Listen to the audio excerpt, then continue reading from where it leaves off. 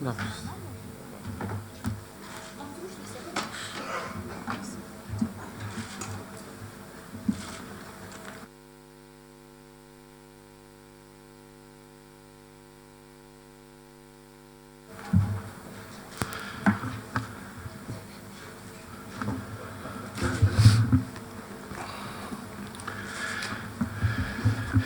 всіх вітаю.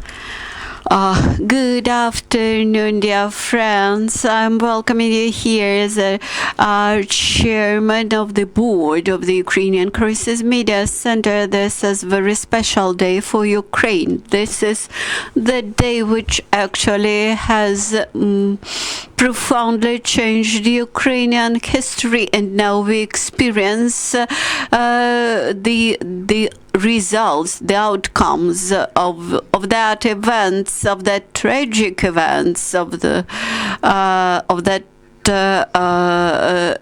challenging events, which resulted in even bigger challenges for Ukraine, which we are building up now.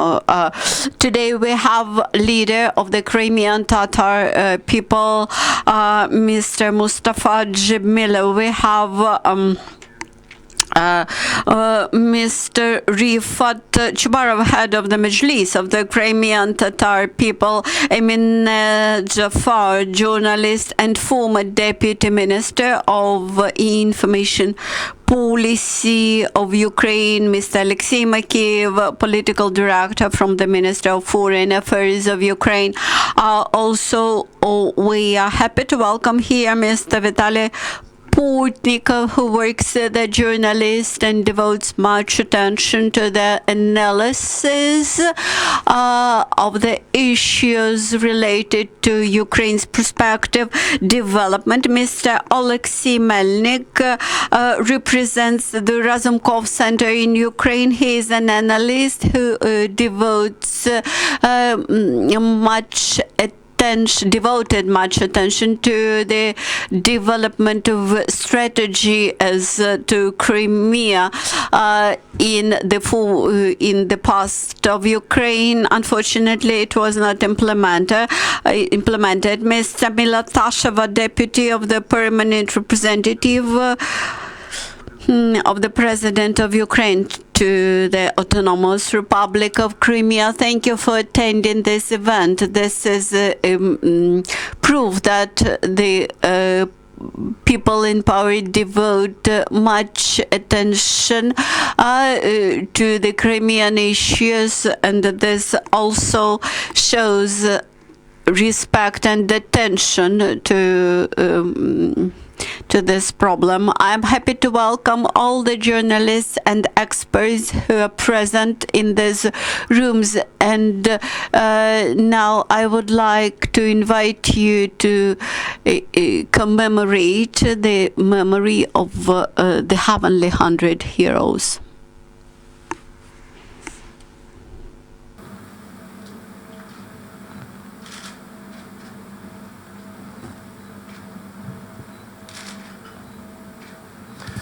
Прошу сідати.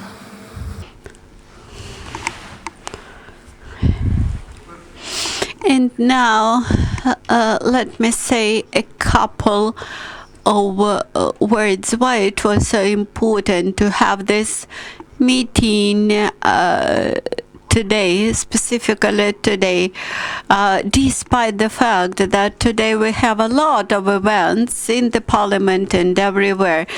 Thank you, Mr. Jemilev, that you are taking part in that. Because February 20th is commemorated in the Constitution of Ukraine by special parliamentary decision as the beginning of Russian occupation of Crimea, and this is the date which is joyfully commemorated by Russia on the medals which it had costed to commemorate the occupation of Crimea. Of course, they made use of the weak power in Kiev after Maidan revolution. And everybody now knows the fact that there were armed forces of Russia who actually started the occupation, which actually was the beginning of a war of Russia in the heart of Europe. And currently we are very grateful to the coalition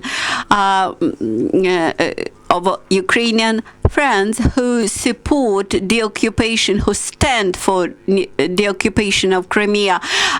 In the General Assembly of the United Nations, they are thinking about gathering a special assembly to the issue of assembly meeting devoted to the issue of Crimea. Russia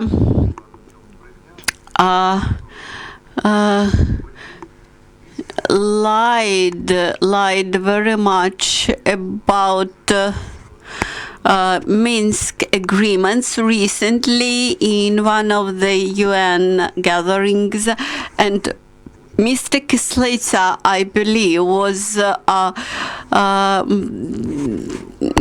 very right when he expressed his opposition to that lie, and the German party very correctly pointed out to one again attempt made by Russia to misrepresent the situation in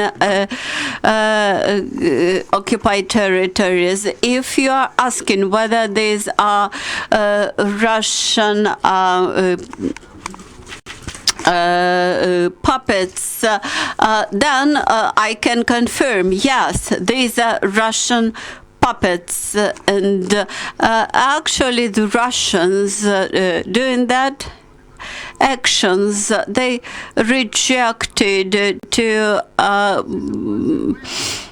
make constructive steps, and immediately the Western partners had promised to create the isolation for them. And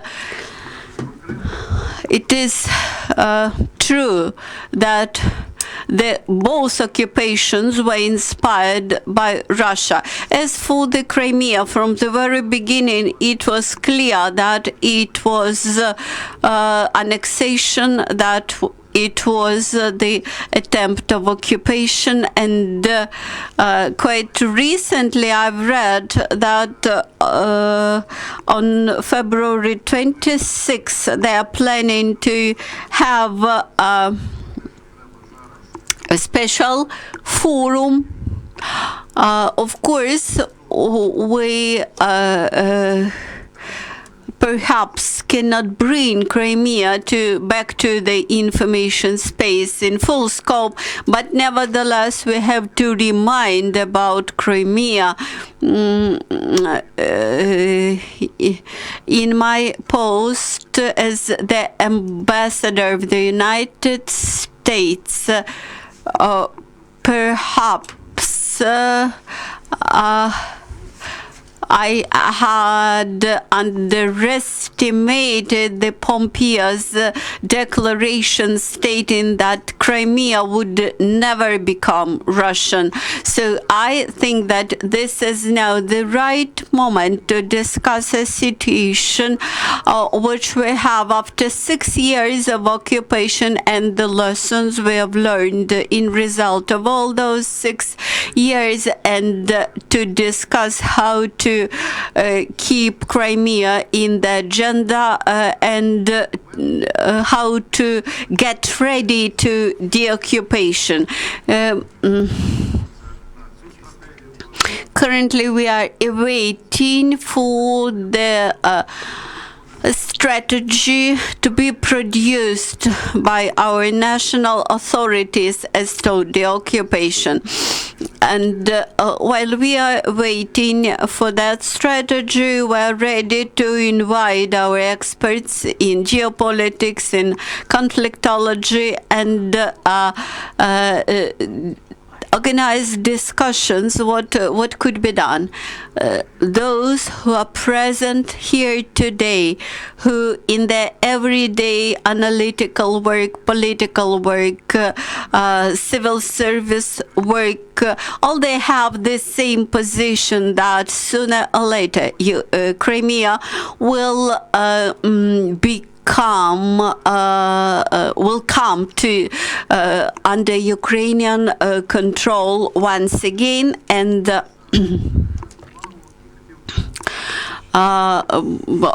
we strongly believe in that. And with that, I would like to give the floor to Mr. Refat Chubarov.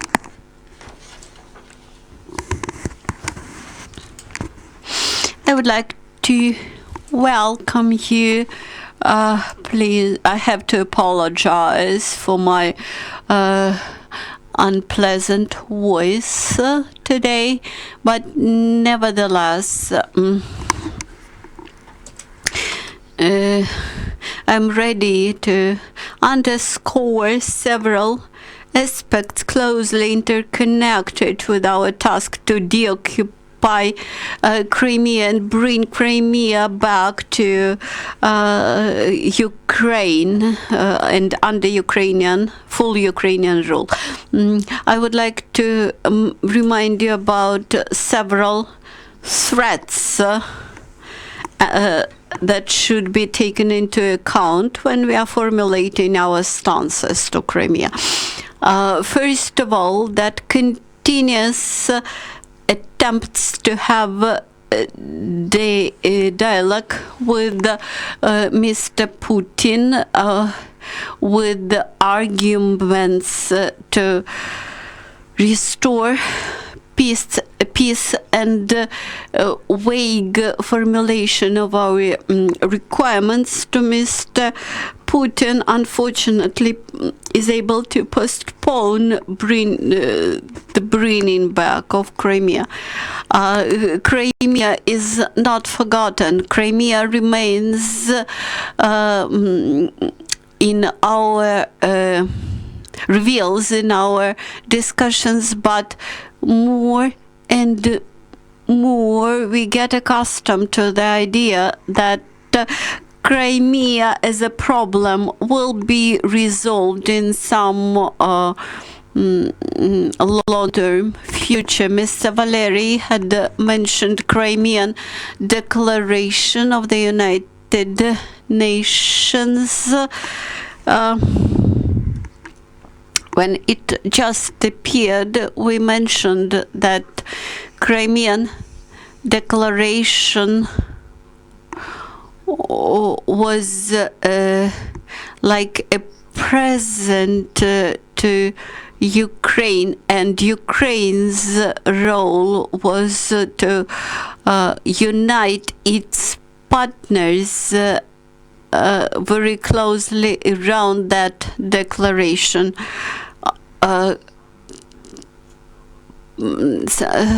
And many people now can hardly believe that this is Ukraine's role to bring together all the forces who are interested in liberation of Crimea and become an initiator of the Crimean problem. We have to take upon ourselves this challenge and this task. Ukrainian state now has very clearly formulated its task and its requirements as to this current Ukrainian and Russian war. And this task as to Crimea should be formulated very clearly and clearly state that we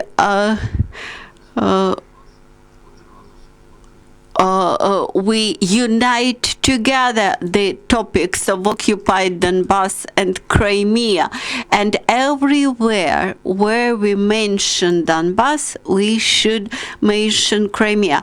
If you build up the dialogue with Mr. Putin, irrespectively whether this is in Minsk or in Normandy for summits, you speak about territorial integrity of Ukraine. In doing so, you should put together and offer together the issues about Donbass and Crimea, not separately. No, thank you very much. I suggest now that each participant of our panel would make a couple of introductory words, and then we will come down to Q&A session. I think that Ms. Tasheva may present the position of the permanent representative of the President of Ukraine to the Autonomous Republic of Crimea. Thank you so much. After Mr. Chubarov, it's not so easy to speak because he is a great speaker and a big visionary when it comes to the issues of Crimea. On the other hand, I can speak on the issue because during the last 5 years I had been a leader of the Crimea SOS civil society organization, and I represented civil society, civic activists, human rights activists, and we introduced our expertise and contributed much to state attempts to resolve this issue. During the last 5 years, the people in power made many mistakes, like they continue to make mistakes today. This was as to the non-residency of Crimean people, unresolved issues with passports and issuing passports, etc. But now we try to correct those mistakes and remove from Ukrainian legislation those provisions which we believe are harmful for Ukrainian citizens who come to mainland Ukraine. Thus, we have established a special working group in the Ministry of Occupied Territories, and this working group deals with the water supply issues, environment, damages to environment, with human rights in occupied Crimea. And each sub-working group reviews current legislation and with the aim to repeal the norms and provisions which are useless or harmful. Then we started to work on a special law about the status of people who were deprived from their freedom because of political matters. And this would allow us to allocate budget money for the support of our hostages and war prisoners in Crimea on the Russian Federation, because these issues are very topical and very sensitive for those families who remain in the occupied territories and whose members are deprived of freedom, of liberty. The next aspect is about war crimes, crimes of war. And quite recently we approached to the military prosecutor's office.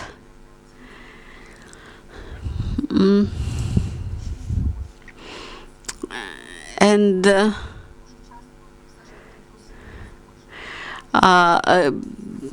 requested to develop a coherent strategy as to the prosecutor's actions in respect of those who suffered in the occupied territories. The strategy will unite together all the stakeholders. Under the President of Ukraine, we have the Judiciary Reform Commission, and under the auspice of that commission there is a reintegration group, and specifically it deals with the transition justice. Quite often we ask ourselves the question, what will happen when the Russians will quit from the territory, and how to tackle people who suffered as victims of tortures, how to approach to people who committed the tortures, how to reveal truth. For example, as to the Maidan events, even today we don't know who are guilty. Then we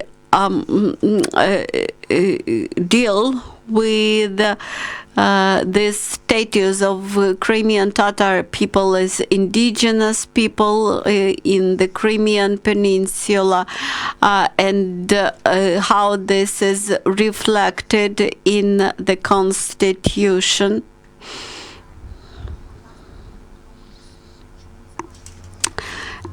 Currently, we try to convince all the stakeholders why it is important. And on the other hand, we have to organize the public awareness campaign in Ukraine and explain why Crimean Tatars could be seen as indigenous people in Crimean Peninsula, and why the status of indigenous people is so important for Crimean Tatars and could be important in future. Please excuse me for taking too much time today, but I just wanted to give you a flavor of that vast plans which we are having now. And the last issue, this is the issue of Ukrainian citizens who live in the occupied territories. Those Ukrainians quite often they feel themselves abandoned, so we have to renovate the checkpoints.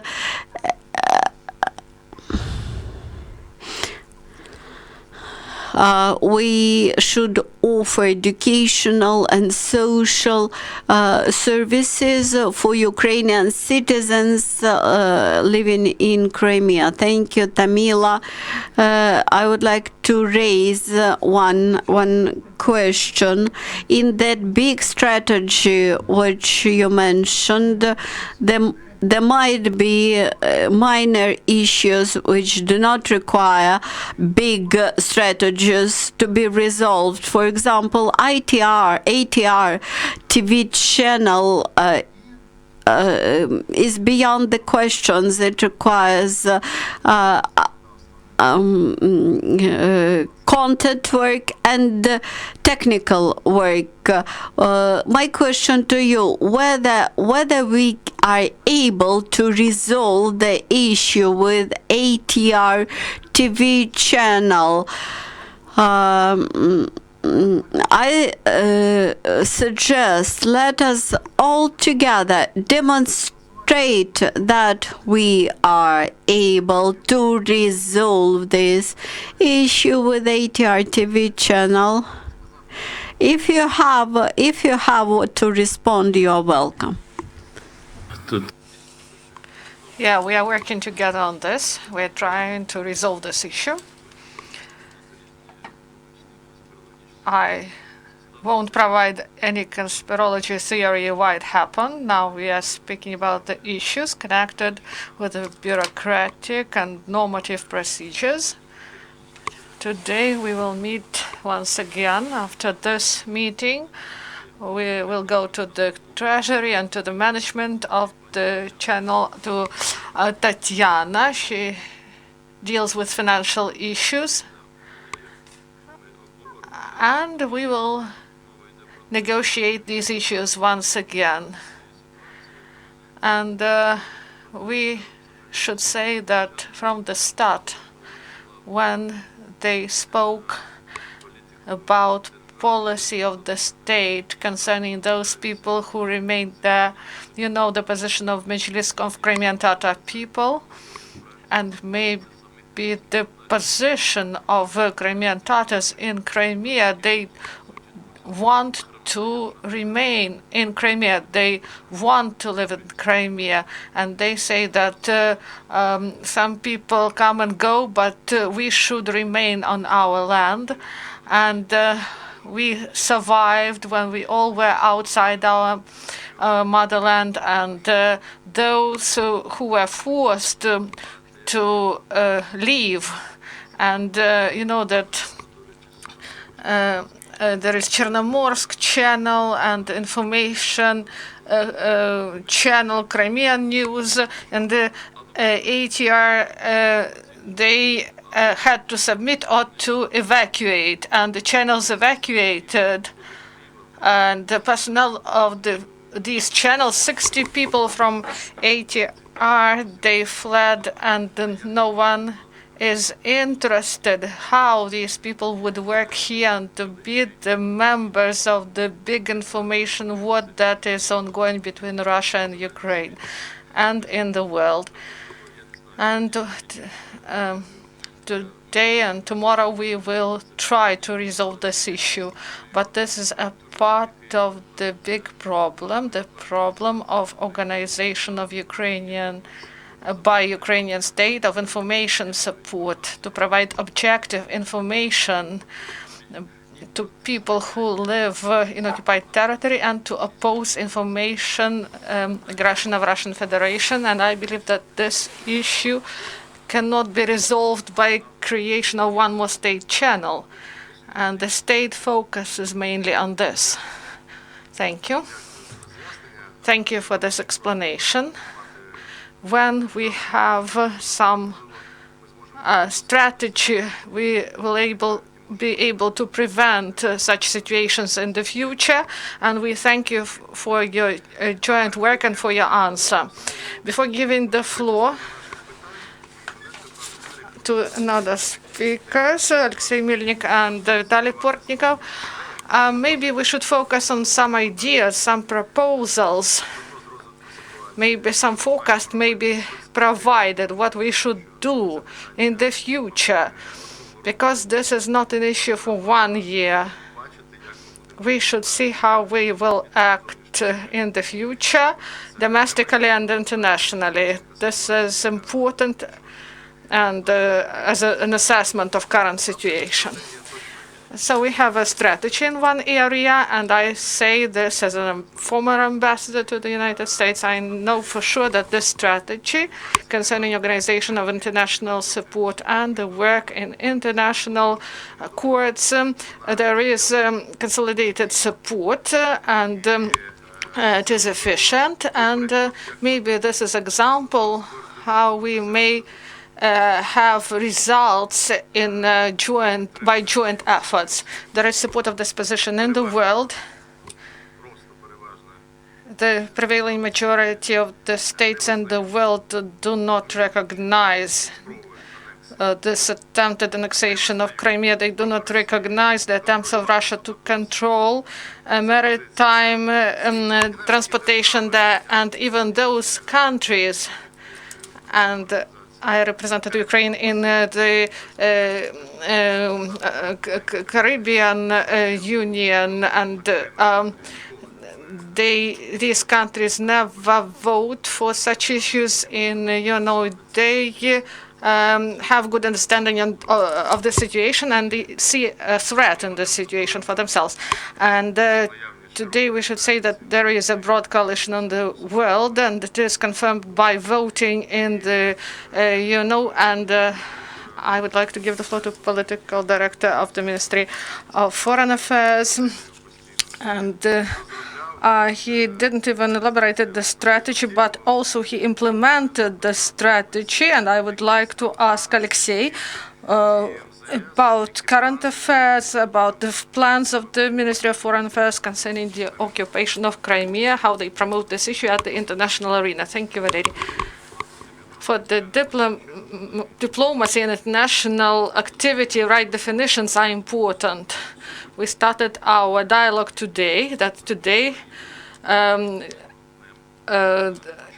this is the day of the start of the armed conflict, and this day was recognized in our legislation for all of us, for all the citizens. This is really important. And exactly 6 years ago, Russian Federation committed an act of aggression, armored aggression. And Russian-Ukrainian war started, and this aggression, as of today, it is ongoing for more than 6 years. This is even longer in the 21st century than the Second World War in the 20th century. And this act of aggression was started by Russia against Ukraine. They didn't declare this war. That is the new type of war. This is a hybrid war. And today,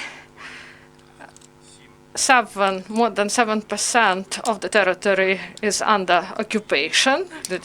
And today, what we do on the international arena and domestically, we focus on such things. First, this is policy of non-recognition. No country in the world, as Valeriy said, didn't recognize the actions of Russian Federation.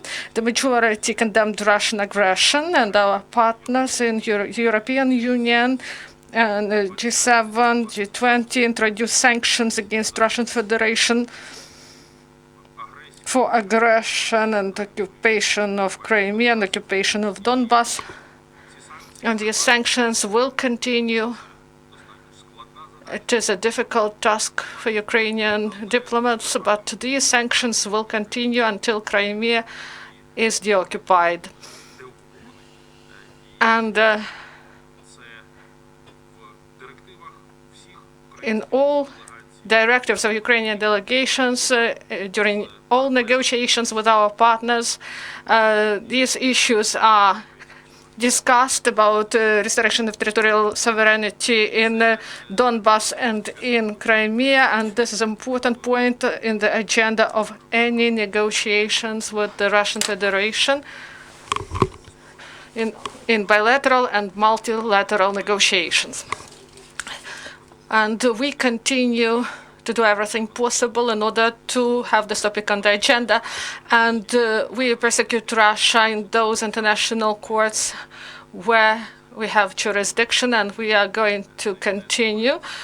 This is on the agenda for this year. There will be several important events this year on the international arena, and Valeriy mentioned about it. The General Assembly, during the debates, they will consider the issues concerning situation in the occupied territories, and Foreign Minister will also pay attention to Donbas and to Crimea in his speech. Also, what is important for the diplomats today, Tamila mentioned about it. She worked in civil society, and now she is working in the government, and there are no sides actually. For efficient international policy, there is only one side. This is a side of Ukraine, and in Ukrainian team in international arena, me and Valeriy, we know that we are powerful when we are united. Of course, government may do some actions, but we should have a united position. We should speak in one voice, and we should jointly represent our position in the international arena. I believe that till now we are successful, and this joint work, I believe, as a diplomat, I believe that we should also be more active in at the domestic level, because this is not only about international partners. If we are speaking about territorial sovereignty of Crimea and Donbass, we should speak more and more, not only about policy of deoccupation, but also about policy of reintegration. It would be great if we could reintegrate Donbass and Crimea the soonest, but we should clearly understand that, unfortunately, now Russian Federation at the international arena, they do not want to discuss Crimean issue, and also they do not want to speak about Donbass. And we have this coalition, and I believe that this coalition will be strong. But the policy of reintegration should be added to our efforts, and I believe that we will be able to do it together with the government and with the representative office of the president in Crimea. Thank you, Oleksiy. I understand that the position remains the same, and we agree with you that here at the level of coordination, both domestic and international, we should continue with these actions at both levels. So these are interrelated issues. It is really important that abroad there should be good representation of position of truth about what is going on in Crimea. And I agree with you that this issue is really important. It remains, but there was some pause, I believe, in representation of our position abroad concerning Crimea, and this pause will be interrupted by debates, by the speech at the General Assembly, and we should have an active position. And the Russia initiated the issue at the Security Council, and there was a coordinated effort by the members, and they stated clear positions, but they need additional facts. That's why we should have proper communication with the partners, with the in different countries, and we should properly communicate these issues to our partners abroad. Also, we may speak about the situation in the U.S. and Emine Dzheppar did a lot also in this respect, together with Mr. Jemilev, with Refat, Chubarov, and Mr. Merov, and many others among delegates who raised these issues abroad. I would like to ask Mr. Dzheppar what should be done concerning this policy. What could be further steps? What should we focus on during the during this year? Thank you. I would like to answer this to the second part, and then about the first part. And I respect all my colleagues who are here today. We did everything possible about what we are speaking today.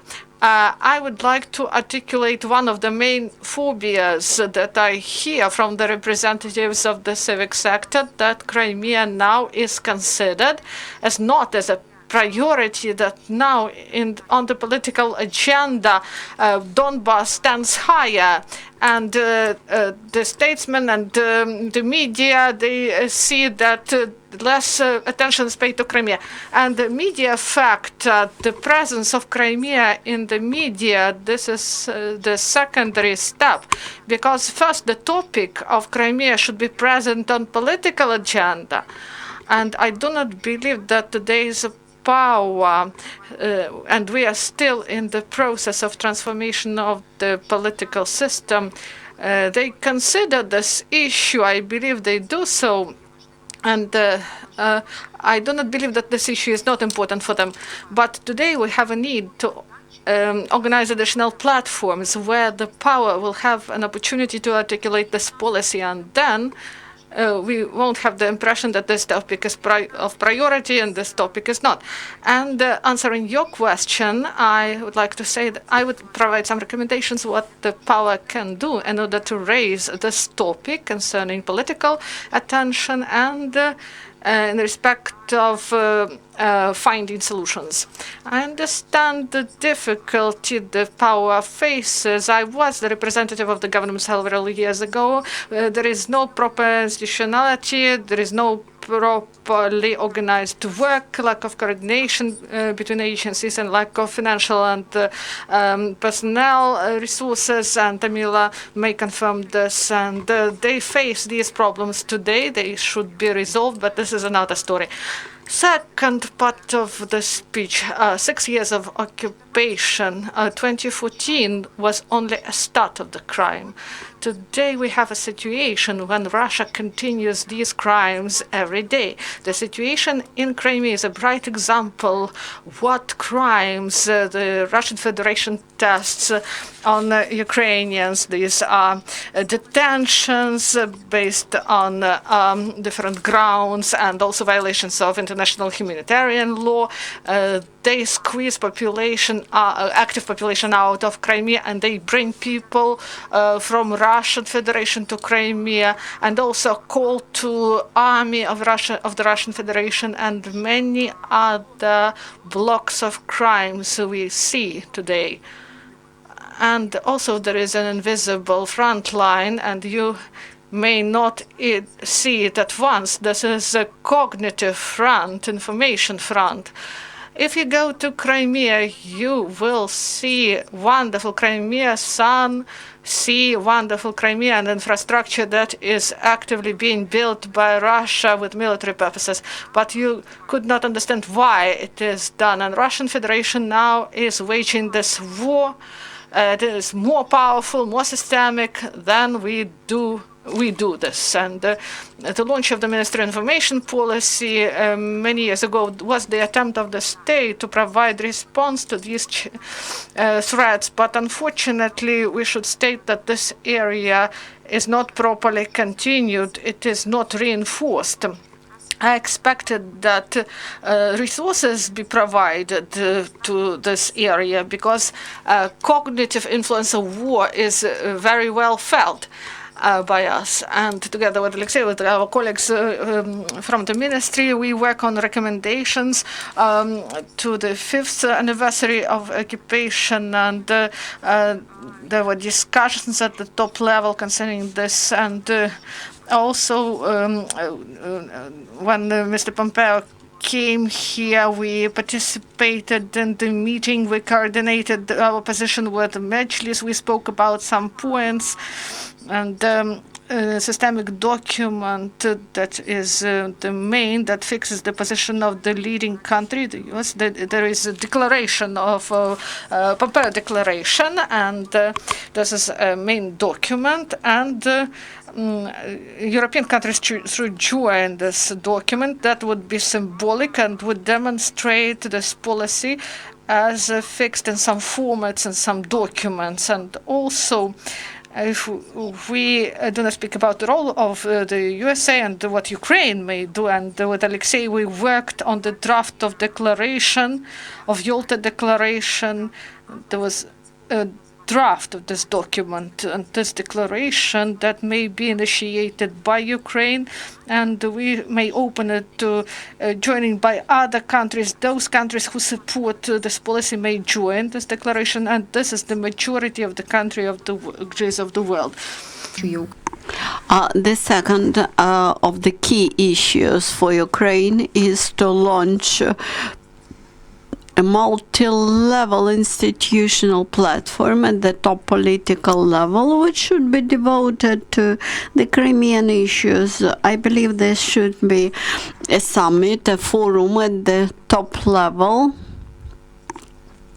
who support Ukraine, Baltic countries, Poland, leaders from the European Union to participate in this summit, in this forum. Of course, this will not deoccupy Crimea, but this will bring this topic to the top political level in Europe.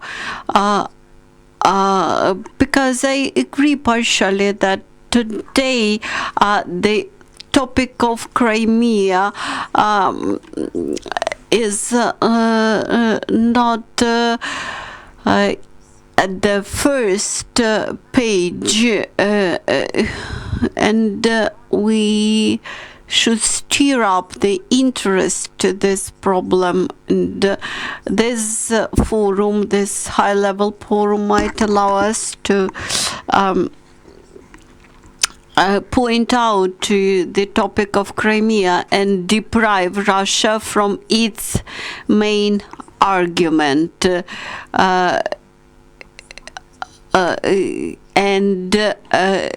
Russia tries to separate Crimea from the mainland Ukraine in the mindset and informationally insulated. That's why I believe Ukraine should launch this forum, and this may result in cultural, humanitarian aspects, culture, language aspects, than the issue of informational isolation, security in the Black and Azov Seas. So this might be brought to the attention of experts during that forum. So I'm happy that Ukrainian authorities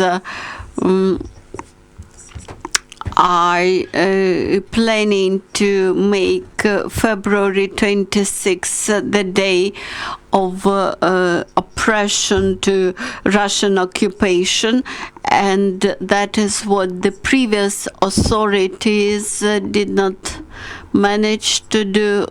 And while the oppression in occupied territories continues, and creation of such a forum, which I described, could be done at the top political level. Thank you very much. I agree with your ideas. The only thing is to know how to implement ideas into life. As to the issue with the declaration,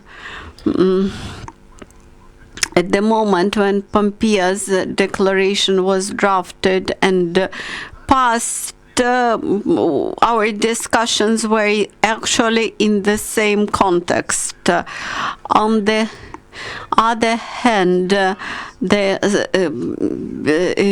story with the forum should be started from European countries. It should be initiated by our friends in the UN, in Europe, and now it would be very good to make it a part of very specific proposal. So this resolution about the occupation of Crimea, which you mentioned, it requires the second breath, so to say. Before giving the floor to Mr. Portnikov, I would like nevertheless to ask Mr. Melnyk to bring us to the security context in Crimea. As far as I remember, Razumkov Center and you personally participated in creation of the security strategy for Crimea. Now it cannot be implemented, but you have your vision how to assess the security situation in the Black Sea. Now, in Crimea, we cannot say that Ukrainian ships can navigate freely. Actually, the fact that Ukrainian ships and Ukrainian sailors arrested and kept, then the Neptunus and other nuclear programs which are adopted by Russia, they raise a lot of security issues. I'll try to be very brief. So, first of all, one of the biggest threats coming from originating from Crimea is that the illusion of bloodless annexations, and that annexation could be bloodless, it may have very dramatic outcomes, because actually it says that let us postpone resolution of this problem. Let us pay more attention to Donbass, because in Donbass you have shellings, there is bloodshed, etc. This diminishes the importance of the Crimean issue because there is no open military actions, but actually annexated Crimea has economic, has environmental, and has security results for the navigation in the Black Sea and Azov Seas. Also, we do not pay sufficient attention to the military threat existing in Crimea for Ukraine. Just one example, besides environmental issues with the southern Dnipro-Crimean water channel, it has not only environmental aspects, it has the security aspects. If at some moment the issue with water in Crimea would become very sharp and unbearable, then Putin might decide to occupy a part of mainland Ukraine and at least that territory of that water channel. Then if you try to analyze the data which we received some years later about military plans of Russia. Actually, the issue with Crimea, the problem of Crimea, started not in February 2014. This problem actually existed in a form of a hidden mine, which was put after the dissolution of the Soviet Union, and that mine simply blasted in 2014. The same situation continues today. This mine may blast in the nearest future. Just imagine that in a long-term perspective, Russia has dissolved or like 5-6 years ago, there was actually no power in Kiev. Just imagine that there is no power in Crimea. Who will take power, and what will happen? And this issue should not be separated from the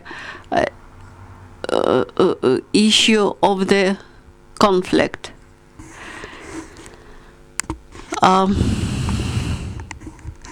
Then about possible solutions. When we invent or draft declarations or some initiatives, we should put on the wall a question whether this new initiative brings closer the occupation of Crimea or not.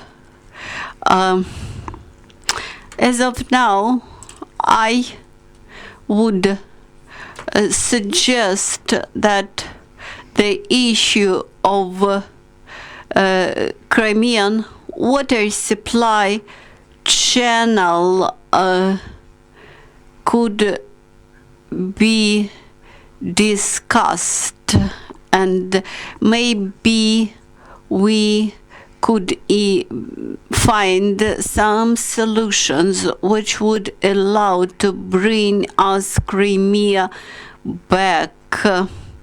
I know position of the Crimean Tatars, and nevertheless I suggest to look at this issue on the new point of view. Thank you so much. We all know that the annexation of Crimea was not bloodless, and I would like to comment on your suggestion to have discussions about water supplies to Crimea. As of now, there is nothing to discuss because the occupants are responsible for everything that's going on in Crimean territory now. But in the future, discussing deoccupation, we should keep this in mind. Some 10 days ago, this issue about water supplies was in the center of public attention, and it currently is gaining more and more realistic features in the eyes of Russians. So perhaps this is the right moment to start thinking what issues might become the points of our discussion with the occupants. And with this, I would like to give the floor to Vitaliy Portnikov. We all know Vitaliy's position as to Russia, and what is your opinion? How realistic we should be in projecting our future relations with Russia, and what is your vision about the prospects of our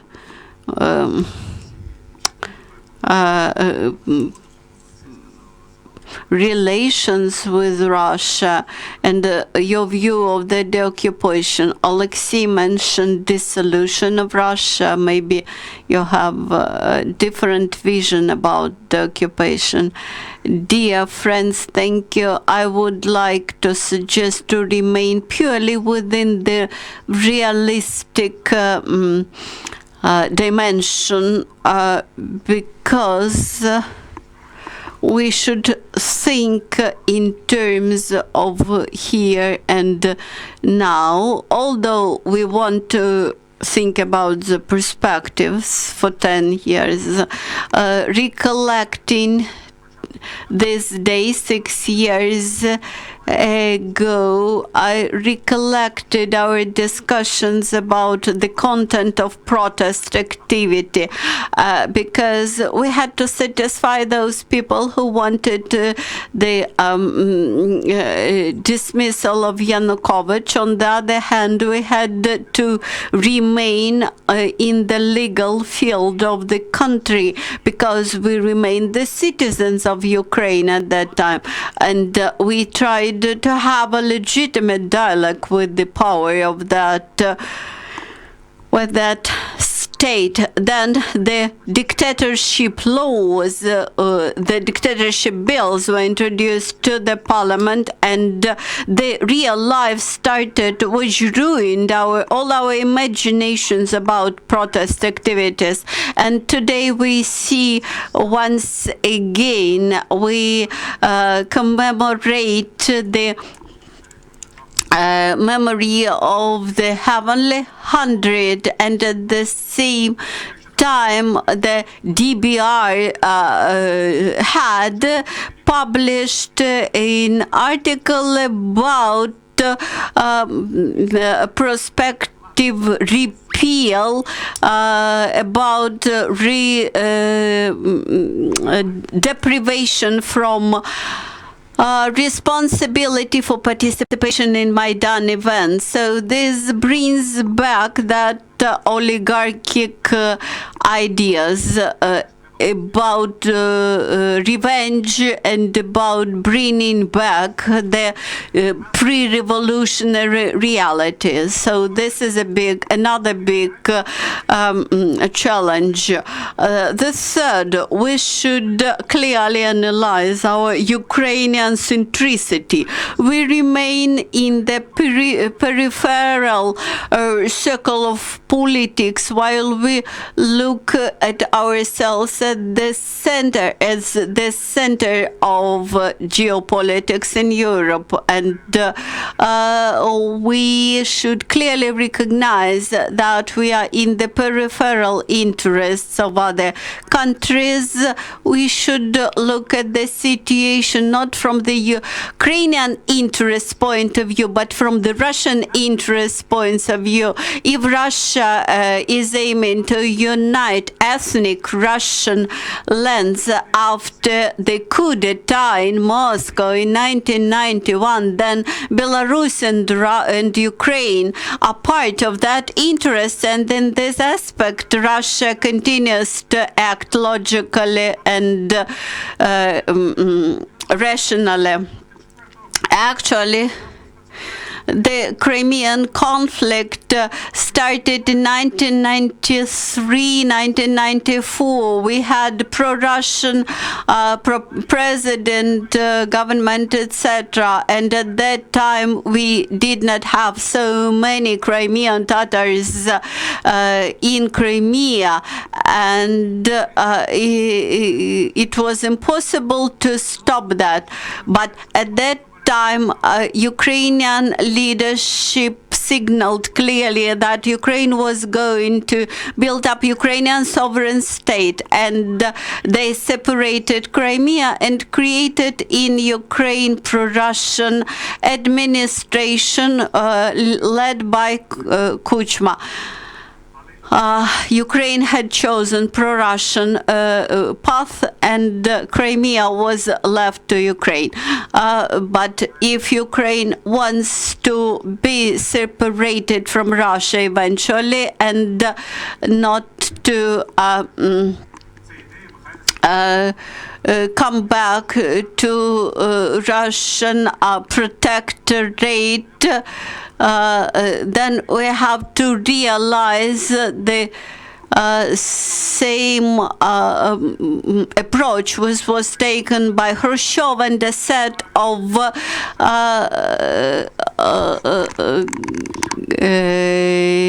leaders. We should look at the old frozen conflicts with Abkhazia, Georgia, Northern Ossetia, Moldova, etc.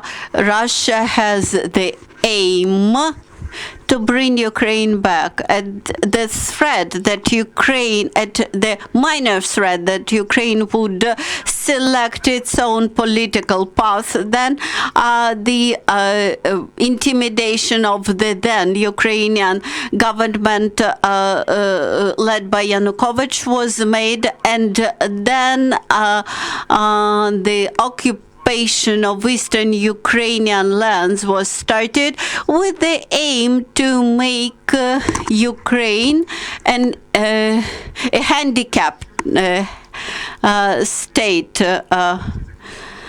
I'm happy about the occupational declaration, which is similar to the declaration issued by the United States about Baltic states in 1940, while these Baltic states were liberated in 1991.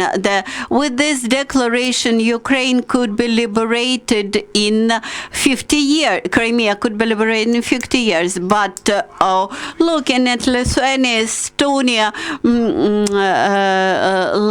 Latvia, and Eastern Tyrol were resolved. The population of all those lands had very proactive population, very insistent on the national idea, who stood for the independence of those countries. They had no ethnical relations with the occupied country. Russia was very much aware about that. That's why Russia imported workers to Latvia and Estonia. And even in 1960s, 1970s, Latvia and Estonia population did not want to live under Russia. In Crimea, the situation is radically different. Any referendum to be held today in Crimea would not allow local population to express clearly that they want to stay under Ukraine. We always knew that ethnical Russian population in Crimea and Donbass, and this was absolutely clear for us that there were majority of ethnical Russian population, but we never tried to work with that population. When there is Russian autonomy near Russia, why it should not be part of Russia? Look at the ethnical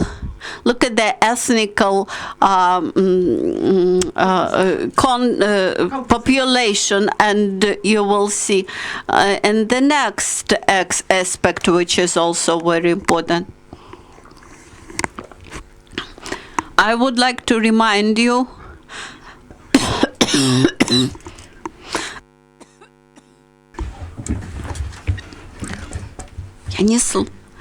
I would like to remind you that they had very proactive scientists, scholars, university professors. They wanted to preserve the nation. They clearly understood that they had to prevent the nation, to prevent total occupation by Russians. They simply collaborated with the regime, not fully merged with it. In 15 years, we may have similar situation with the Crimean Tatars in Crimea. We have to think about those people who remain, who are Crimean Tatars and remain under Russian occupation in Crimea. So we have to speak about all those issues in the in the reality aspects. We keep saying that we have no negotiations with Russia. There are no negotiations. The aim of all those contacts is to create grounds for occupation of new regions.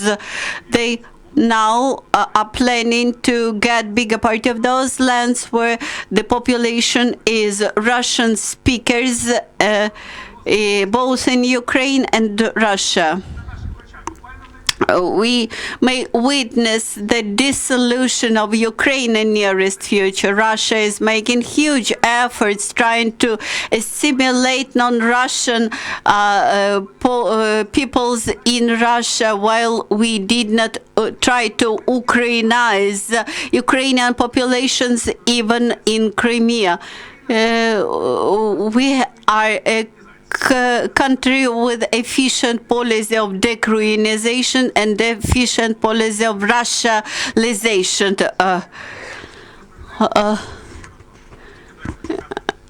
Now we try to imagine that that Russia may dissolve. Don't live in the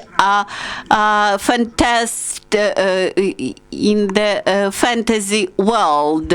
Try to imagine Ukraine with the capital in Lviv or in Uzhhorod. What we can do, first of all, we have to realize all that threats, and we have two ways out: either to counteract to the threats, or to merge the Russian Federation. If 60% of people want to end the war, then we have to merge with the Russian Federation, and only 3-4% want to counteract.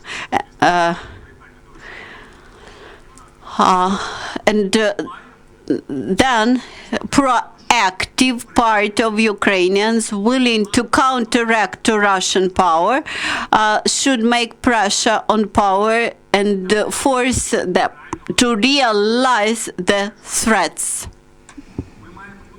Then we have to remain contemporaries in our approaches, including the deoccupation of Donbass and Crimea.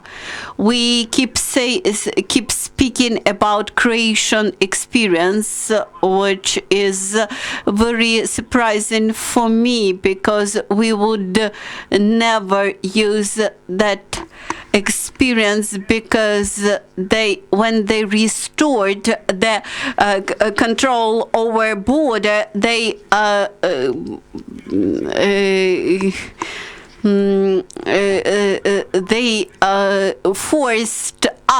pressed out all the citizens' population. Then they had the series of ethnical cleanings, which is impossible in Ukraine. But in Croatia, they remained the legal authorities of all that communities which were liberated. We want to patrol the border with representatives of illegitimate local communities, while the legitimate power has to remain in place in order to do that. And we have to remain logical and efficient from the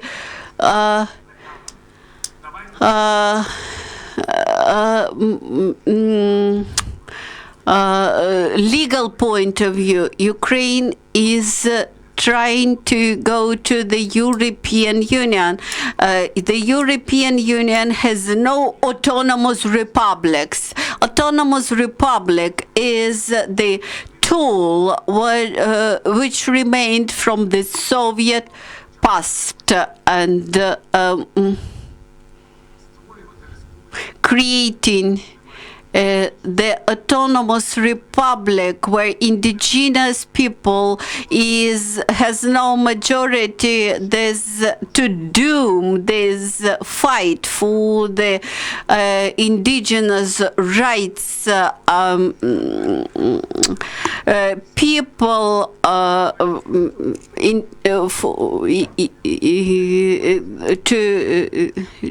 to disappearance, and we should look at southern Tyrol. We should look at the German populations in Belgium, where they have autonomous government of autonomous German regions.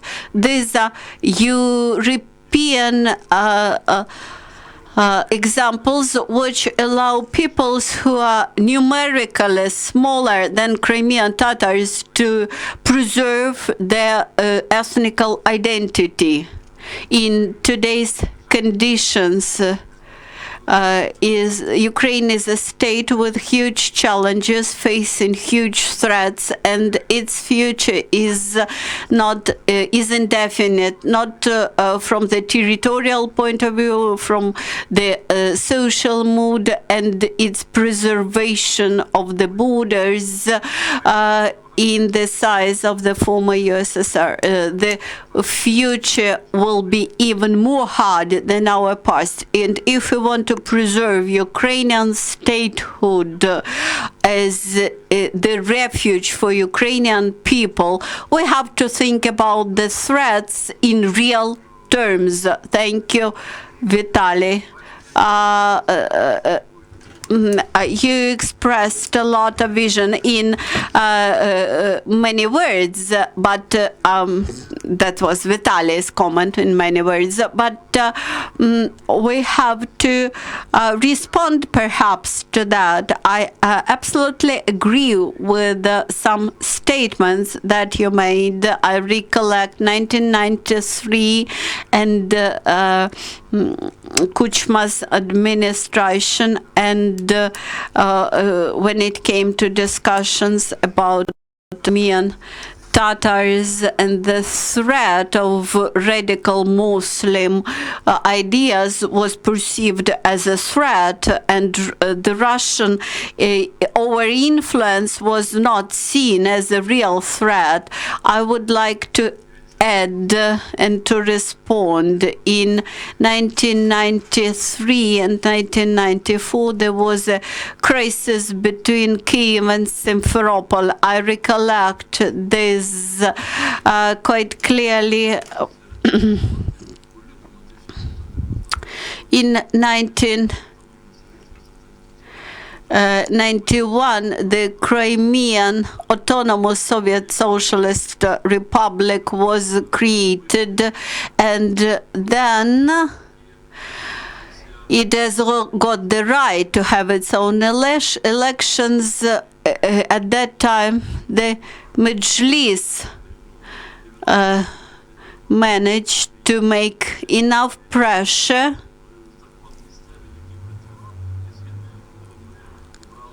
to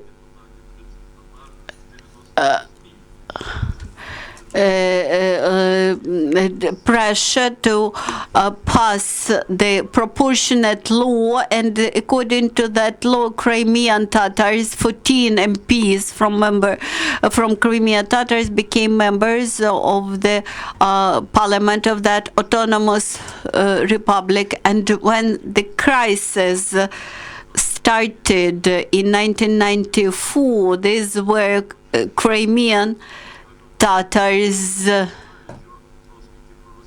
Maybe Vitaliy was right about pro-Russian influence, but back in 1994. But at that time, 14 Ukrainian Crimean Tatar MPs, Marchuk and Kuzmuk, managed to destroy that first seeds of pro-Russian separatism in Crimea. At that time, Ukraine broadly used that Crimean Tatar factor, and immediately after that started to work against it. What I want to say, that positions of the state and people in power had radically changed in 2014. But the mistakes were made, yes, in the lack of strategy, in the assessment of the situation. I disagree that Kuchma represented fully pro-Russian power. When in the parliament an issue was discussed about amendments to the constitution, then pro-Russian communist group wanted to make Russian language the second state language in Ukraine.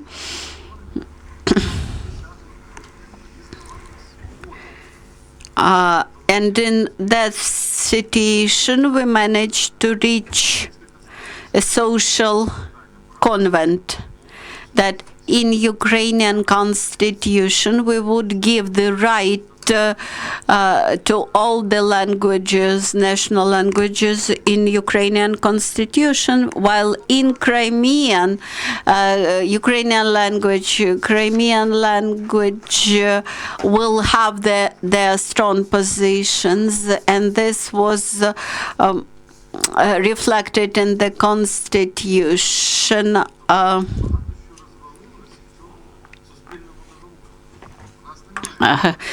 When Russia had ruined that social convent which was established in the constitution, and now Ukrainian society has no obstacles to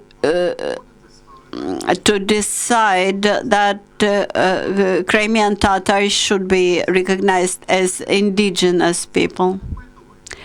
At the eve when Crimean Peninsula was occupied, we had social survey data as to the supporters of pro-Russian cause.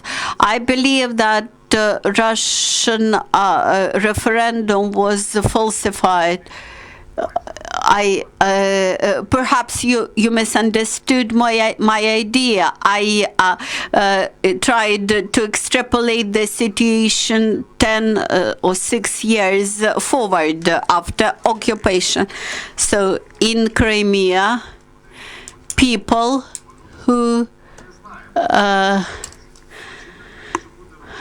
who continue to reside there, we do not know whether they want to come to Ukrainian domination back, unless the whole population is dismissed and changed, perhaps in that case. But we have dozens of thousands of Crimean Tatars and many ethnical Ukrainians who live there, while ethnical Russians remained in minority there. We had more Russian speakers, but not Russian ethnical people. Ukrainian statistics suggested that Ukrainians and Crimean Tatars constituted the majority. But the truth is that the self-identity of people was quite different. There were people with a Soviet identity, there were people who were standing for Ukraine. So please do not take as truly adequate the phrase that people in Crimea do not want to come back to Ukrainian domination, but we can hardly counteract the occupants. What religious leaders and Crimean Tatars and human rights activists, they demonstrate that heroic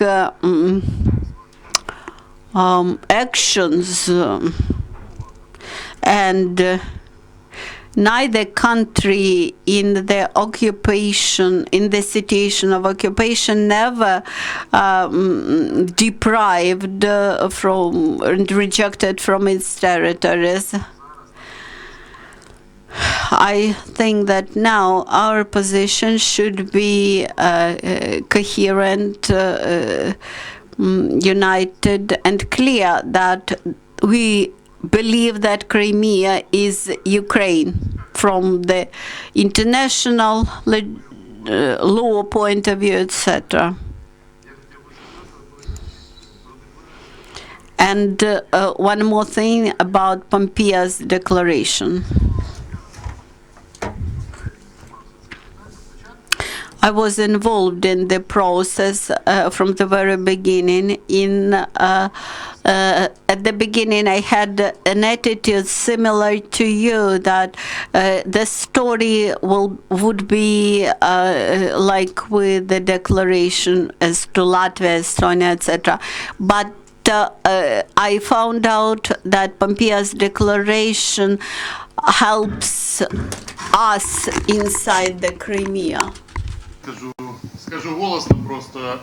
Дійсно, ми багато всього обговорили, всіх цих питань. І Mustafa, я спеціально попросив. I asked to listen to us until the end because I would like to give the floor to Mustafa Aga, and I do not hear him properly. His mic doesn't work properly. I cannot hear what he said.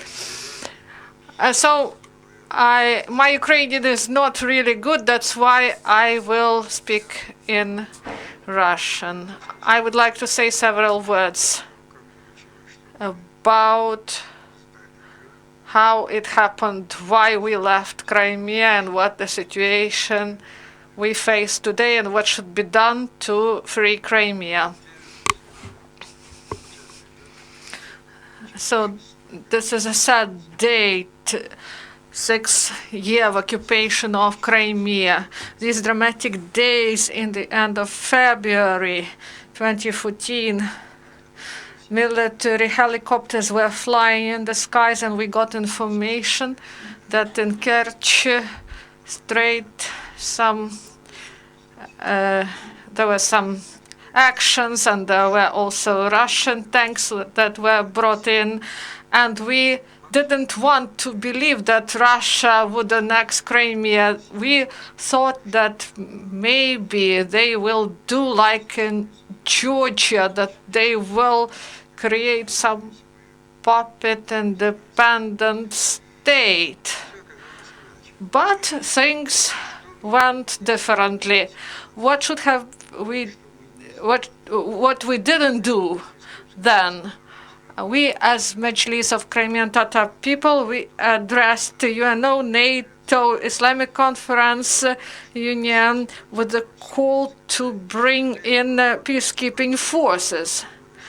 And the Russian Federation chose such a time when we were not able to focus on Crimea because the president fled the country and structures of power and those who provided intelligence data, they were infiltrated with the agents, and in Crimea 90% were agents. And we expected in Crimea, we expected the signal from Kiev what we should do in such a situation.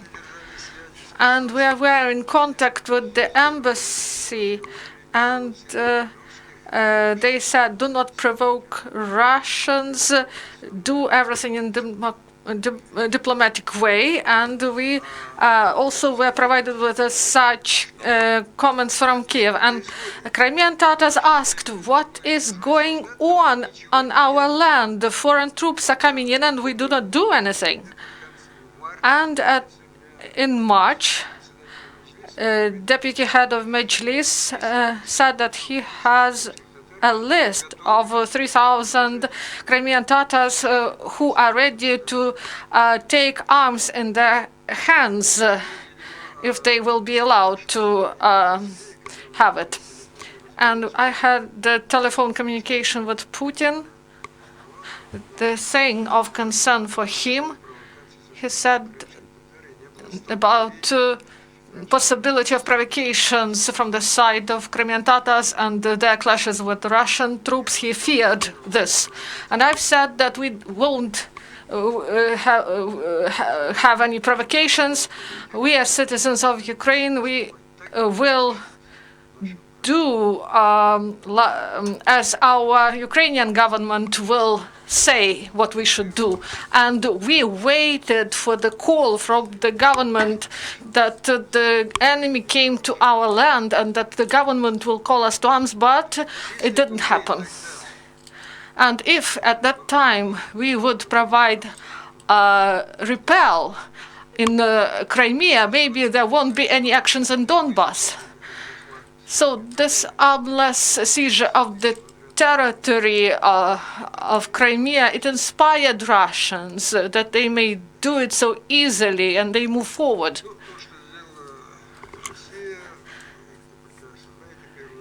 You know that what Russia did, and this is really important. Now we have broadcasting. And what would be if we had this action, if we repelled them from the territory of Crimea, if we did it? No, I mean the position of the state, of the government, what we could do. These green men, these officers, 70 people were in the Supreme Council of Crimea and 50 in the building of the ministry. So also Alpha unit was there, and they could neutralize them. They could surround these Russian special forces, but they didn't do anything. In several months, when Refat Chubarov spoke with some major, he said, why didn't you do this? Why didn't you came? Why didn't you neutralize those terrorists? You know what he said? There was no such an order. We were trained to fight Crimean Tatar separatists. They said that the main threat to this territorial integrity of Ukraine, that this threat goes from Crimean Tatars, he said. And 95% of Crimean Tatars, they said that they reject occupation. 99% boycotted the so-called referendum, but elite, 87% of the security forces of Ukraine, out of more than 2,000 people, they became traitors. And the Minister of Defense of the country, he was the citizen of Russian Federation. He was business partner of the son of Yanukovych. That's why he was given this position. Also, there was repression, propaganda. First, they tried to negotiate with Mejlis. They started repression. They used methods that were not used even in Soviet times. These are secret kidnapping and killings. 49 people were kidnapped. Out of this number, several people survived. We also found several bodies with terrible signs of torture. Others still are missing. So this was really, there were no guarantees. Any time someone can kidnap people and kill them. And we have a slogan, stay in Crimea, live in Crimea, among Tatar Crimean people. And when we ask why people leave, they say it is good to speak about it in Kiev, about how can you guarantee that my son won't be kidnapped tomorrow and killed. So the mass media in the hands of the occupants, they are trying to create a fifth column among Crimean Tatars, and they pay a lot of attention to the problem of the indigenous peoples. No matter what they say about recognition of the indigenous people, the first steps of Putin were to establish some contacts with Mejlis, because Mejlis is elected by indigenous people. They tried to agree with us, but they didn't succeed. They tried to create a new Kurultai, to have an assembly, to force them to elect new Mejlis that would be subordinated to Moscow, but they failed. Also, important issue is the issue of ATR channel. One of the first steps were to create Millet TV channel that is considered Crimean Tatar people, but 90% of the staff of this channel are FSB officers of Russian, but this channel is considered as Crimean Tatar channel. And we cannot compare the finances for these channels. And the only channel that is broadcasting 24 hours in Crimea, it cannot broadcast because there is no source of funding for our channel. And we should pay attention to this issue. What is next? We are grateful to Western nations and the General Assembly, and that the countries didn't recognize annexation, and also the decision that they are against Russian forces there. Also, sanctions were introduced, and we want to have heavier sanctions on Russian Federation, and the response from this West, from the world, on the attack of Russian forces. This should be more serious, and the West is awakening slowly. And we recognize Crimea as a free economic zone, but this is a territory under control of Russia where people are kidnapped, but somehow they announced it as a free economic zone. 85% of products of food goes from the mainland Ukraine. More than 80% of electricity also is from Ukraine. Also, the same is the percentage of water. So we support the occupants in reality. We did it before. And we addressed about these issues, but this free economic zone issue, it was promoted by the businessmen who are interested in the business in the territory of Crimea. And on the 5th of September 2015, we started to block. First, there was food products blockade, then we cut electricity. Ukrainian society provided positive response on this. There were some concerns. Some people said that there are our citizens, and we cannot deprive them of electricity and food. Without water, we should care about them. And in reality, these are the people who do not have any thought about those people who are still there. They needed their business. That's why they brought such arguments. At the same time, our citizens from there, they said, continue your blockade. We will survive without electricity. We should squeeze out these occupants. And in the conditions of occupation, there is no proper there are no proper conditions for the indigenous people, for Crimean Tatars. And I clearly remember those talks. Poroshenko saw that society supports the blockade. First, he said that the Western nations insist that this is not humane, we should supply electricity there. And he said that until the new year we should supply electricity, and then, because we have an agreement, and then we stop this, so we won't sign new agreement. But I said, Pyotr Alexeyevich, we will sign the new agreement, but not what we have right now. The agreement on electricity supply from mainland Ukraine to the 24th district of the Russian Federation, but to the Autonomous Republic of Crimea that is temporarily occupied by the Russian Federation, as it was written in the resolution of UNO. And after this, Putin says that he will carry out a survey among population of Crimea about whether they want to get electricity under this formulation.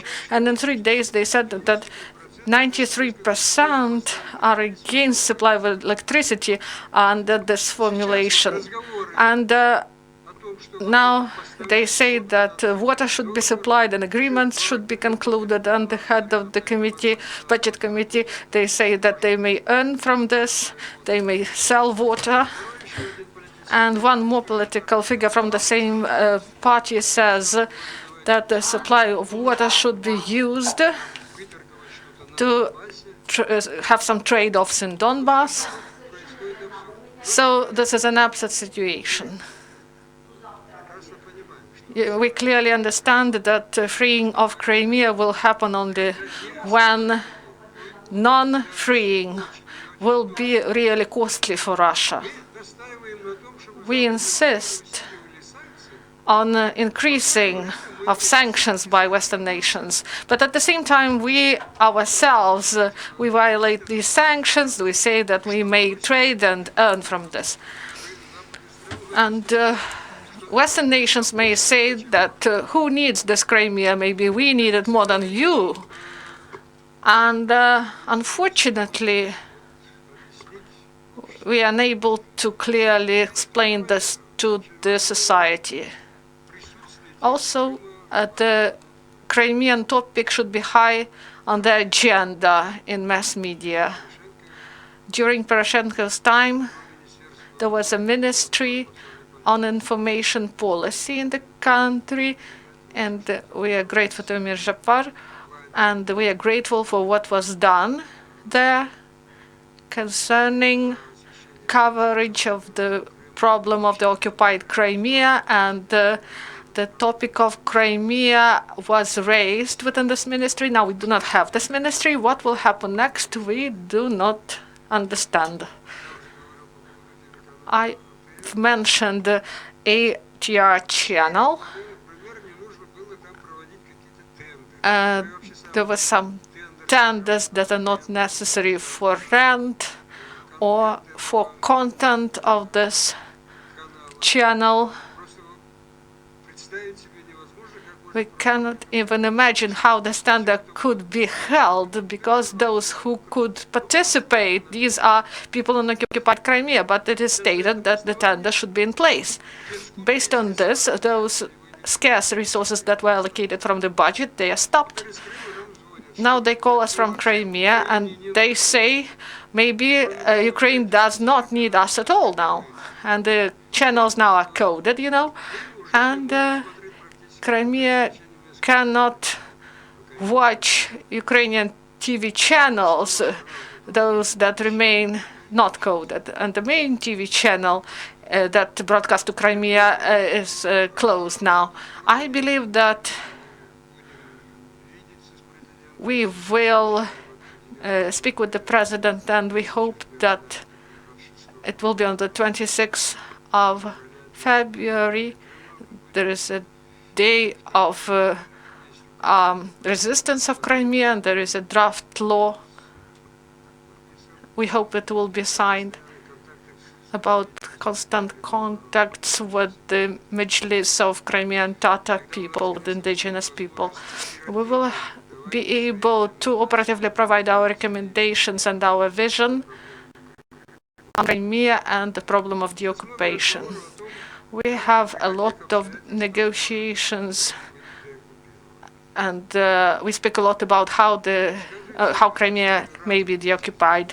Different opinions are expressed by reputable people. The first president of our country, Mr. Kravchuk, said that Crimea will return only when Ukraine will become prosperous and Crimeans will want themselves to return to Ukraine. And you cannot be the head of the state and be so naive. Who would allow you to return if there are Russian tanks? Don't you know that this referendum was fake? That they said that there are 96% people who participate, and only 32.4% participated, and we do not know whether all of them voted for Russia. Also, in accordance with the report of the General Secretariat of UNO, based on this report, during 5 years of occupation, Russian power brought 140,000 people to Crimea from Russia, and the power said that these figures should be even multiplied by 3. And what about the next referendum if Russians vote for whether they should be in Russia? So we should base our strategy on different things. We should reinforce sanctions, and we believe that when Crimea will be an unbearable burden for Russia, then they will be forced to free it. And if we consider national interests of Russian Federation, we believe that they did a lot of harm to the economy and their prestige. No enemy could bring more harm to their country than Putin did. But they won't make a step back. Words from the song. Everyone mistakes, but only a real man may say that they make mistakes. We understand that there are internal communications inside their power. They understand that they made mistake, but they won't recognize it. We cannot predict when, because authoritarian regimes, they dissolve or they fall apart suddenly, maybe at the end of this week, or we do not know when, but we should be ready to everything. Also, about the prospects of Crimea after return. This is a very important issue. The presidential administration considers 3 draft laws. First, on introduction of changes to constitution to change the status of the Autonomous Republic of Crimea. They want to introduce changes that correspond to the national norms, the rights of indigenous peoples for self-identification. So, to reformulate this issue to turn this Autonomous Republic into National Republic, and there should be a preamble that clearly states that this republic is created taking into account self-identification of the indigenous peoples. The second draft law, in 11th article of Constitution, it is clear the proper definition what it means. And this draft law is developed, and we believe that it will be adopted. And the third draft law about the status of Crimean Tatar people as an indigenous people. If they introduce changes to constitution concerning the status of autonomy, if they did it before, maybe we wouldn't need this law only of Crimean Tatar people, but in this law about the status of Crimean Tatar people, there will be more articles that would identify the role and place of indigenous people in the life of our country. About further events, we cannot predict them. It is very difficult. Those steps that are made, we do not understand them clearly. There are constant attempts to calm Putin, to say that no matter what, we want peace. All peoples want peace, but the question is about the price, and the price wanted by Moscow, we know it. They want us to be in their empire's stables. They want us to follow the orders from Moscow. They want us to reconciliate with occupation. And I believe that people do not want such peace. But Putin wants this and will never accept anything else. What else that is of concern? These are the separation of the issues of Donbass and Crimea.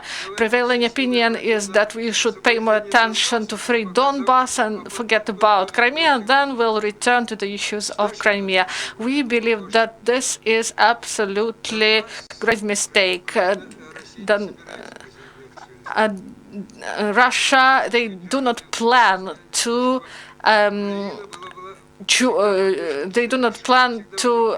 take Donbass and make it a part of their territory. They just want to delay our development by making Donbass separate. And if we want to resolve the issues concerning Crimea, there won't be resolution in Donbass as well.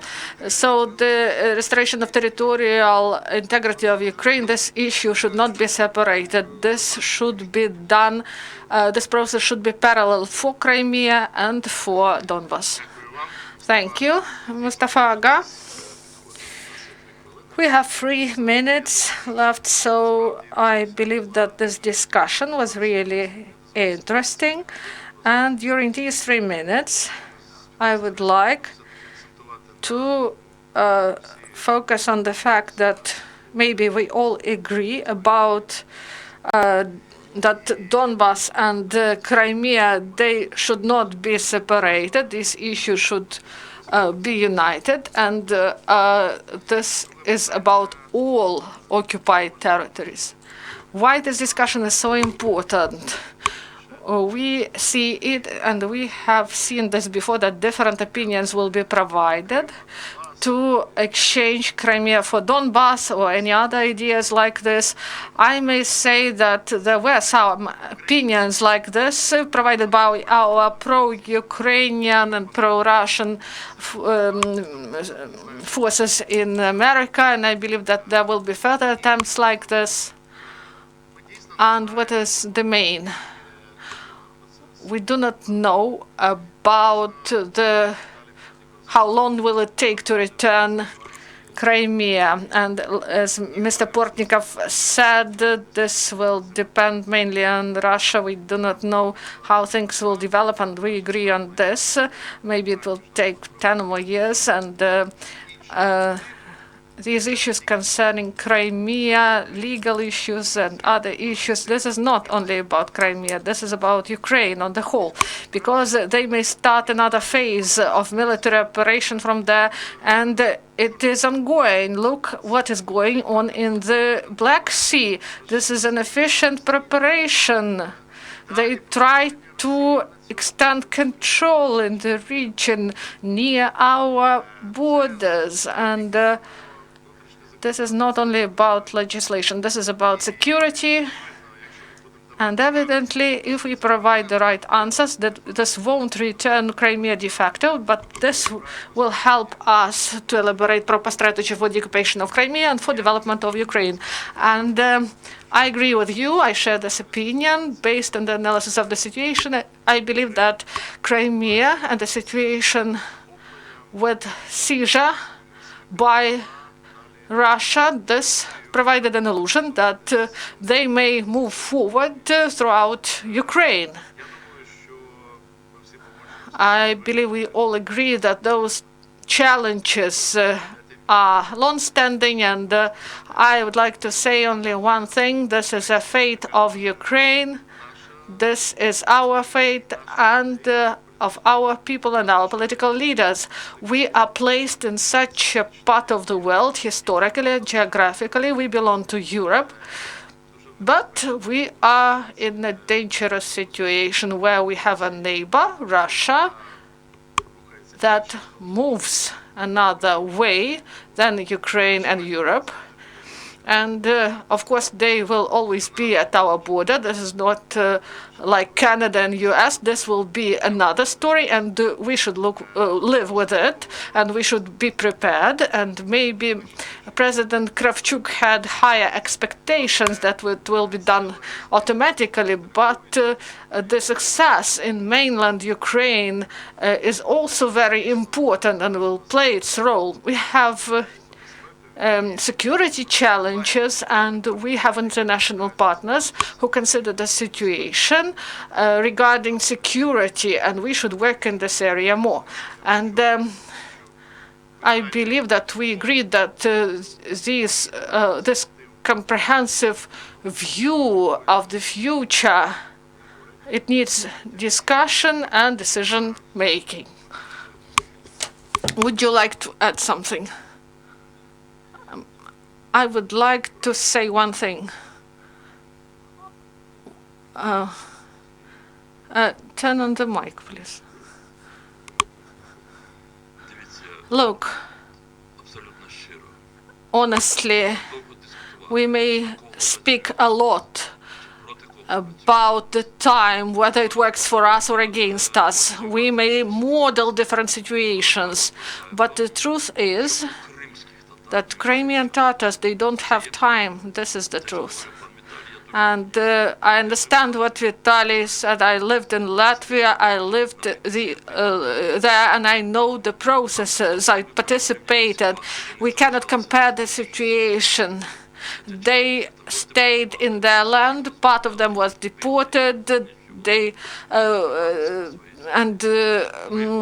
stayed in their land despite persecutions. And you see that people are brought to Crimea. We do not have 50 years like Baltic states had. We do not have even 10 years. They will squeeze us out, all of us, and we should understand this.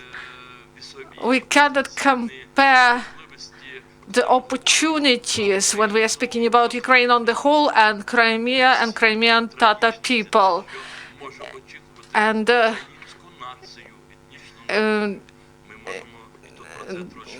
Ukrainian nation faces difficult times, and Mr. Portnikov mentioned this in his speech. We should understand and do everything possible not to face tragic events in the future, but the potential for the 40 million nation and 300,000 Crimean Tatars, we cannot compare this. And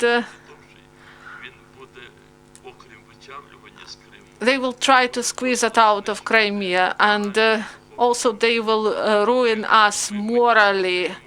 We are on the eve of absolute ruining of Crimean Tatar people. Russian Empire and Soviet Union are trying to ruin us, and now the Russian Federation may succeed in this. And Ukraine should be a generator of innovation, and it should become a driver, and our partners should understand that there are threats that we face, and there is no other way. I would like to remind about the 3rd of May. We prepare a march, march of dignity, and we cannot find now the words and actions that would force Ukrainian society to wake up. This is not only a task of Crimean Tatar people. This is not only a task of those who think about Crimea. This is a task of saving all Ukraine. This is what I wanted to say, Valeriy, and I'm grateful to you and the colleagues. And sorry, I'm interrupted you. You've said an important thing about the march on the 3rd of May, and I hope that at the level of the state policy, no one sees it only as a task of Crimean Tatar people, and I'm grateful for your activity, for what you do. This is a contribution to the future of your own people and also to the statehood of Ukraine, to the development of Ukraine. We have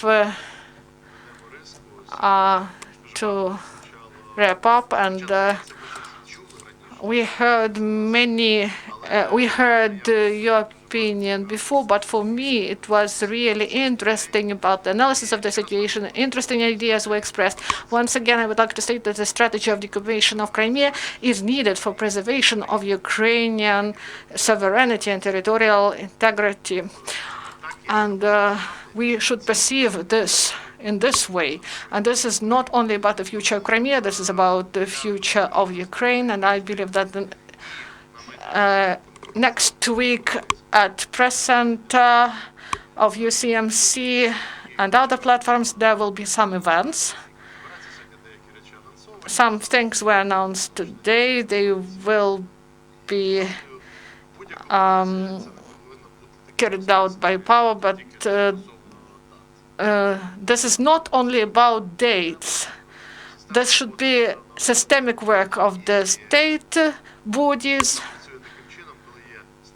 There should be a strategy, plans, implementations. There should be proper resources from the state budget, and also, if, for example, how many do you have in ATR? Maybe about 20 people, right? This is not enough to deal with the issue of this broadcasting channel.